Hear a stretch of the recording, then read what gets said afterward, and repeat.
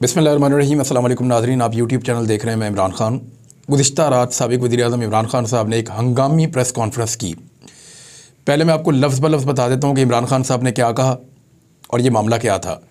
हंगामी तौर पे उन्हें ये मामला इसलिए उठाना पड़ा कि वो कल तक का इंतज़ार नहीं करना चाह रहे थे।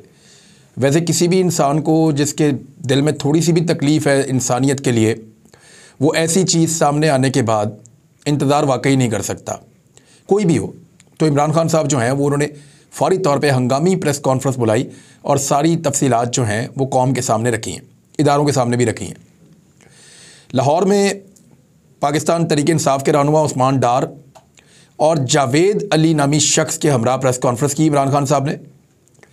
दाएं जानिब उनके उस्मान डार मौजूद थे और बाएं जानिब टेलीविज़न स्क्रीन्स के ऊपर जावेद अली नाम का एक शख्स मौजूद था। जावेद अली वैसे एक चौकीदार है एजुकेशन डिपार्टमेंट के अंदर और एक छोटा सा मुलाजिम है सरकारी, और इसको ये नौकरी जो है वो उस्मान डार साहब की कोशिश से इसको मिली थी। अब ज़रा आप ये देख लें कि इमरान खान साहब ने कहा क्या। आज मैं एक हंगामी मीडिया टॉक कर रहा हूँ क्योंकि ये एक ऐसी खौफनाक, दर्दनाक और तकलीफ दे चीज़ है और कर के लिए मैं इंतज़ार नहीं कर सकता था। उन्होंने कहा कि यहाँ ताकतवर को कानून और आइन की कोई फ़िक्र नहीं है। आइन का आर्टिकल 14 वाज़े तौर पे कहता है कि हर इंसान की इज़्ज़त की हिफाजत की जाएगी, लेकिन जावेद अली के साथ जो हुआ वो सुनना चाहिए। जावेद अली के बारे में इमरान खान ने कहा कि उन्हें उस्मान डार ने ग्रेड 4 में चौकीदार की नौकरी दिलाई और इनको पुलिस ने उठाया, इसके बाद नामालूम अफराद ने उठाया। इमरान खान साहब ने कहा कि जावेद अली साहब का स्टेटमेंट ज़रा आप सुन लें, इन्हीं की ज़ुबानी सुने कि हुआ क्या था। अब जावेद अली साहब बता रहे हैं कि मैं चौकीदार की नौकरी करता हूं और मुझे तनख्वाह के लिए बुलाया गया, और मैं जब वहां गया तो सुबह 11 बजे से लेकर 3 या 3:30 बजे तक मुझे बिठाकर रखा गया। फिर उसके बाद 4 बजे के लगभग कोई 7 से 8 पुलिस वाले आए। पहले उन्होंने मुझे हथकड़ी लगाई और फिर आंखों पर कपड़ा बांध के प्राइवेट गाड़ी में बिठाकर नामालूम मकाम पर ले जाया गया। अब जावेद अली साहब ये बता रहे हैं कि मुझे तशद्दुद का निशाना बनाया गया, ले जाके वह फर्श पे लटा दिया गया और मुझे मारना शुरू कर दिया। और फिर उन्होंने ये भी बताया कि मुझे उल्टा लटकाया गया। फिर उन्होंने ये भी बताया कि मेरे जिस्म के नाजुक हिस्सों के साथ ईंट बांध दी गई, वज़न बांध दिया गया। यानी इस आदमी के ऊपर लगातार टॉर्चर किया गया, बहुत ही बदतरीन किस्म का, और उसको बरहना किया गया, उसके कपड़े उतारे गए। फिर उसको कपड़े उतार कर बैठा दिया गया और उसको कहा गया कि एक तेरे से हमें बयान हल्फी चाहिए, यानी तू दफ़ा 164 के तहत एक बयान दे दो, 164 का, और वो बयान दे दो उस्मान डार के ख़िलाफ़ कि तुम रिश्वत इकट्ठी करके या पैसे इकट्ठे करके उस्मान डार को दिया करते थे। तो उसने कहा जी मैंने तो कभी ऐसी हरकत की नहीं और ऐसी चीज़ का मेरे साथ कोई ताल्लुक़ नहीं है। तो फिर उसको धमकाया गया, उसकी बीवी और बच्चों का नाम लेकर, और बिलाखिर उसकी बीवी और बच्चों को लाया गया और लाकर साथ वाले कमरे में रखा गया और दोबारा उसके ऊपर टॉर्चर किया गया। और फिर जो धमकी दी, उस शख्स ने ये कहा कि बराना करके उसकी वीडियो बनाई जाएगी उसकी वाइफ की और फेसबुक पर जारी करके जो है वो बदनाम किया जाएगा। तो जब मेरी फैमिली उसने कहा सामने आई तो मैंने उनसे कहा कि बताओ करना क्या है। टूट गया। उसने कहा बताओ मैं क्या करूं, आप हमें छोड़ दोगे? तो फिर उन्होंने कहा कि 164 के तहत बयान दो और कहो कि पैसे लेकर उस्मान डार को दिए हैं। साबिक़ वज़ीर-ए-आज़म ने कहा कि जावेद अली की बातों की तस्दीक हर तरह से कर सकते हैं और ये मेरे सामने कुरान पाक पर हाथ रखने के लिए तैयार थे। इनसे 164 का बयान उस्मान डार को करप्शन के केसेस में फंसाने के लिए दिलवाया गया है। इमरान खान ने कहा कि मेरी चीफ जस्टिस ऑफ पाकिस्तान से गुजारिश है कि जावेद अली के मामले पर आज खुद नोटिस लें और पता चलाएं कि ये कौन लोग हैं। अदलिया की सबसे बड़ी जिम्मेदारी हमारे बुनियादी हुकूक की हिफाजत करना है। उन्होंने कहा कि मैं अपनी अदलिया और चीफ जस्टिस से कहना चाहता हूं कि हमारे बुनियादी हुकूक की हिफाजत कौन करेगा। जिस जज ने शहबाज गिल को तशद्दुद के बाद वापस जेल भेजा तो गुस्से में कहा था कि हम कानूनी कार्रवाई करेंगे, जिस पर तौहीन अदालत का नोटिस हुआ, लेकिन किसी ने ज़ेर हिरासत तशद्दुद पर आज तक कुछ नहीं किया। इमरान खान ने कहा कि जब मुझे गोलियां लगीं तो उस वक्त चीफ जस्टिस से मुखातिब हुआ कि जिन्होंने मुझे कत्ल करने की कोशिश की वो सारे इक़्तिदार में बैठे हुए हैं। उन्होंने अपनी बात जारी रखते हुए कहा कि जब से जनरल बाजवा यहाँ पर डर्टी हैरी को लेकर आए हैं तब से ये तशद्दुद शुरू हुआ है। शहबाज गिल, आज़म सवाती और मुझे गोलियां लगी हैं। लोगों को बंद कमरे में कपड़े उतारे गए और जलील किया गया। उनका कहना था कि एक शहरी के वालिदैन की कॉल आई और बताया कि इनका बेटा अभी तक नॉर्मल नहीं हुआ क्योंकि उस पर तशद्दुद हुआ है। लेकिन सामने आने से सब डरते हैं, नामालूम अफराद से सब डरते हैं, लेकिन इनको कोई बचाने वाला नहीं है। इमरान खान ने कहा कि चीफ जस्टिस और आला अदलिया से कहता हूं कि उम्मीद सिर्फ आप पर रह गई है। नामालूम अफराद इस मुल्क के साथ जो कर रहे हैं, और ख़ास तौर पे जब से डर्टी हैरी आया है। साबिक वज़ीर आज़म ने चीफ जस्टिस से कहा कि कहीं तो लाइन ड्रॉ करें, इनको खौफ तो हो कि इनके लिए और अवाम के साथ कोई खड़ा है, कोई एक्शन लें ताकि अवाम को हौसला हो कि हमारी अदलिया हमें बचाएगी। उन्होंने कहा कि ये पंजाब की निगरान हुकूमत है, एक बददियानत, एक घटिया चीफ इलेक्शन कमिश्नर जो इस मुल्क की तारीख में नहीं आया। शर्म नहीं आई, गैर जानिबदार निगरान हुकूमत ये हरकतें करता है। ये गैर जानिबदार निगरान के नीचे सब कुछ हो रहा है। अब ज़रा इसको आप देख लें कि इसमें है क्या। नॉर्मली उठाया जाता है लोगों को, उन पे केसेस बनाए जाते हैं। 24 केस मैंने भुगते हैं, 2 दर्जन। अरशद शरीफ भाई ने 1.5 दर्जन केसेस भुगते हैं, उनके ऊपर 18 मुकदमात बनाए गए। वो पाकिस्तान में रहते तो हो सकता है उनके ऊपर 4 दर्जन मुकदमे हो जाते। साबिर शाकिर भाई के ऊपर मुकदमात बनाए गए, और बहुत सारे सहाफ़ी हैं, सभी इब्राहिम साहब हैं, दीगर हैं, सब पे मुकदमात बने हैं। गद्दारियों के, बगावतों के मुकदमे बने हैं। इमरान खान पे बहुत सारे मुकदमात हैं। उस्मान डार पे पहले इससे मंशियात का एक मुकदमा बनाया गया, वो उसमें से निकल गया था। अगवा का एक मुकदमा बनाया गया, वो उसमें से भी निकल गया था। फिर उसके ऊपर एक मुकदमा और बनाया गया, उसकी फैक्ट्री की दीवारें गिरा के करोड़ों का नुकसान किया गया, वो उसमें से भी निकल गया था। तो डिफरेंट चीज़ें पहले भी की गई थी, कुछ और ट्राई कर लेते, लेकिन इस हद तक गिरना नहीं चाहिए था। यानी अगर चौकीदार को उठा लिया था तो थोड़ा सा और टॉर्चर कर लेते। उसकी बीवी और बच्चों को लाकर बरहना करने की जो एक धमकी दी गई है, ये नाकाबिले बर्दाश्त है और ये नहीं हो सकता। ये बेशर्मी है, हठधर्मी है, ढिठाई है, बेहूदगी है, और मैं इसको क्या नाम दूं।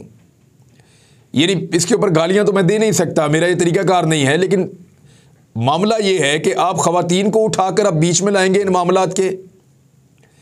यानी एक आदमी नहीं टूट रहा आपसे, वो कह रहा है कि जी मैं, ऐसी कोई बात नहीं हुई, मैंने पैसा लेकर नहीं दिया उस्मान डार को। आप तफ्तीश करें, निकालें, ढूंढें, कुछ और करें। अब आप उससे एक बयान दिलवाने के लिए उसको ये कह रहे हैं कि तेरी वाइफ को हम उसको बरहना करेंगे और उसकी एक वीडियो बनाएंगे, और वीडियो बनाकर फिर उसको हम फेसबुक पे डाल देंगे और सारी दुनिया देखेगी। और फिर सारे ताकतवर लोगों ने मिलकर एक निहत्ते चौकीदार को उसकी बीवी को बरहना करने की धमकी देते हुए फतह कर लिया।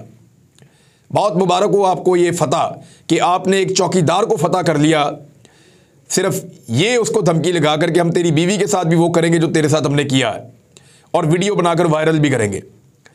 बेशर्मी की हद होती है। चीफ जस्टिस ऑफ पाकिस्तान को इसका नोटिस लेना चाहिए। ये नंगापन बढ़ता चला जा रहा है। ये नंगापन बढ़ते बढ़ते बहुत दूर तक चला जाएगा। आज जो लोग नंगे हो रहे हैं शायद वो कमज़ोर हैं, लेकिन ये हिम्मत बढ़ेगी और फिर लोग नंगा करना शुरू करेंगे, और फिर ये एक रवायत बनती चली जाएगी। लोग नंगे कर करके बदले लेंगे, और ये चीज़ें आपको इस मुल्क में होती हुई दिखाई देंगी। इस सिलसिले को कहीं पे बंद कीजिए, इसको रोकिए और इसके ऊपर सख्त फैसला दीजिए। किसी को कोई इख्तियार नहीं है कि किसी की नंगी वीडियो बनाए या उसको धमकाए कि तेरी फैमिली के साथ ये कर देंगे। ये तो डायरेक्टली इज्जत के ऊपर हमला है। चीफ जस्टिस साहब से गुजारिश है कि एक गरीब आदमी जिसके पास कोई सोर्सेज नहीं है, एक गरीब आदमी जिसकी छोटी सी तनख्वाह है, एक गरीब आदमी जिसकी आवाज़ भी नहीं सुनी जाती, उसकी आवाज़ सिर्फ आप हैं, उसकी हिम्मत सिर्फ आप हैं, और उसकी उम्मीद सिर्फ आप हैं। अल्लाह रब्बुल इज़्ज़त के बाद अल्लाह ताला ने आपको मुनसफ़ का मुकाम दिया है। आज एक गरीब चौकीदार को नंगा करके ये कहा गया कि तेरी बीवी के साथ भी ऐसा ही करेंगे, और वो खुद ये बात बता रहा है। नाकाबिले बर्दाश्त हरकत हुई उसके साथ, और उसके बावजूद वो आकर बैठकर बता रहा है कि ये जुल्म मेरे साथ हो गया है, और वो इसलिए नहीं बता रहा, उसको पता है इस मुल्क में इंसाफ नहीं होना, वो इसलिए बता रहा है कि यार इसको रोको, कहीं तो रोको इसको, ये जुल्म रोके। इस रात के बाद कोई सुबह तो आनी चाहिए ना। लगातार कपड़े उतारते जा रहे हैं, कितना शौक है लोगों को नंगा करने का, और अब तो ये खवातीन तक पहुंच गए हैं, खवातीन तक पहुंच गए हैं। औरत मार्च वाले किधर हैं? इंसानी हकूक़ की तंजीमें किधर हैं? मैंने उन पर काफ़ी तनकीद की है ज़िंदगी में, लेकिन मैं आज उनसे रिक्वेस्ट करता हूं कि इस मामले में आज आपकी इज्जत पे बन पड़ी है, आइए, एक चौकीदार की बीवी है, आवाज़ उठाइए, शोर मचाइए। और मेरी इन्फॉर्मेशन के मुताबिक जिस वक्त मैं ये वीलॉग रिकॉर्ड कर रहा हूँ, इससे पहले मुझे एक दोस्त ने इन्फॉर्मेशन दी है कि फौरी तौर पे तमाम ताकतवर लोग मुतहर्रिक हो गए हैं, और वो अब इस आदमी को, इसकी फैमिली को और बाकी सारी चीज़ों को ट्रेस कर रहे हैं, और इनके ऊपर दबाव डाला जाएगा, और इस तरह की चीज़ें की जाएंगी जिससे साबित किया जाए कि ये वक़ूआ इस तरीके से नहीं हुआ। जानबूझकर अब साबित करने की कोशिश की जाएगी। लेकिन उस आदमी ने आकर सारा कुछ बता दिया, और वो कुरान पाक पर हाथ रखने के लिए भी तैयार था। बहुत बदकिस्मती है पाकिस्तान की कि इस मुल्क के अंदर अभी तक, यानी दौरे जहालत का, ये कोई बहुत ही जहालत का दौर हो, कोई बहुत जंगल का कानून हो, तो वहाँ भी ऐसा नहीं होता जैसा यहाँ पे किया जा रहा है। यानी अब औरतों को बीच में ले आए हैं, तो मेरे ख्याल में सरेंडर कर देना चाहिए, हार मान लेनी चाहिए। ख्वाजा आसिफ साहब को ये बात समझनी चाहिए कि उस्मान डार को नुकसान पहुंचा के फ़ायदा तो ख्वाजा आसिफ को देना था। इससे पहले भी ख्वाजा आसिफ साहब जो हैं, पहले तो मुझे यकीन ही नहीं आ रहा था कि ख्वाजा आसिफ साहब का अपना ट्विटर है, जिस लेवल पे वो गिर गए हैं। मुझे मेरे दोस्त ने कंफर्म किया कि ये वज़ीर दिफा का ट्विटर अकाउंट है, जिसके ऊपर वो अजीबोगरीब जो है वो हरकतें कर रहे हैं।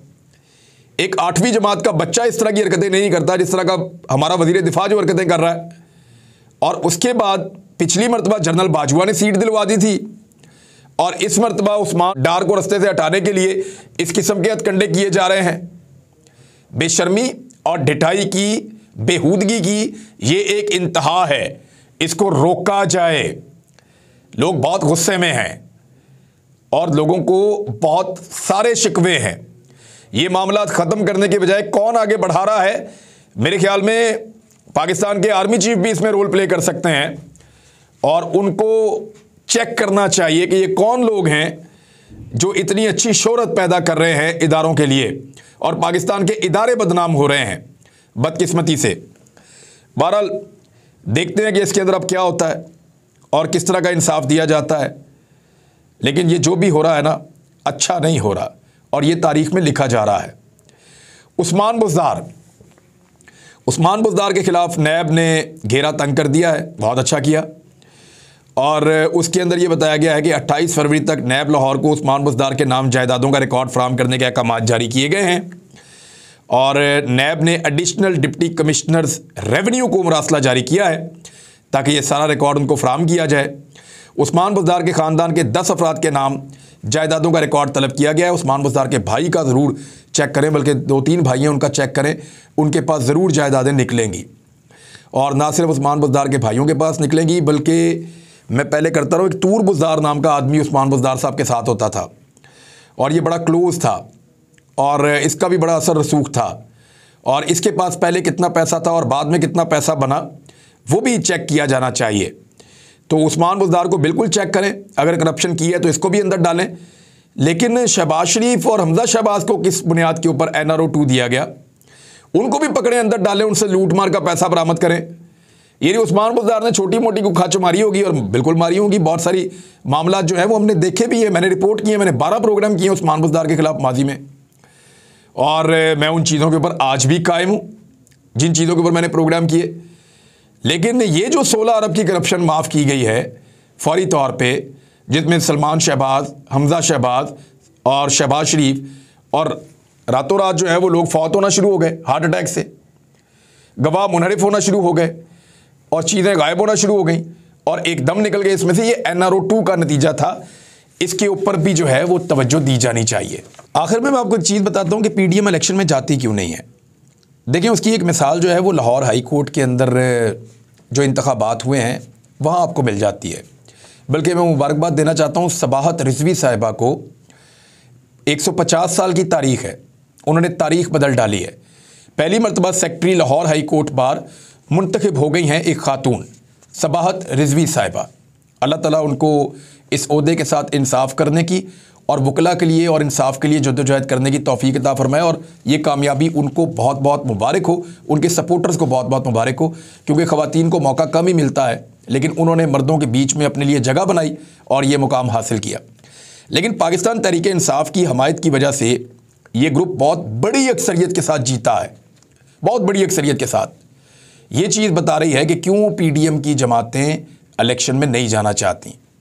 पीटीए की सिर्फ सपोर्ट मिले तो ये हो रहा है इस वक्त, और इमरान खान का रास्ता रोकना चाहते हैं। रास्ता रोकने का एक ही रास्ता है कि रास्ता दिए ही ना जाए, चीज़ों को वहीं पे रोक दिया जाए, और वही इस वक्त किया जा रहा है। अब तक के लिए इतना ही। अपना ख्याल रखिएगा, अपने चैनल का भी। अल्लाह हाफ़िज़।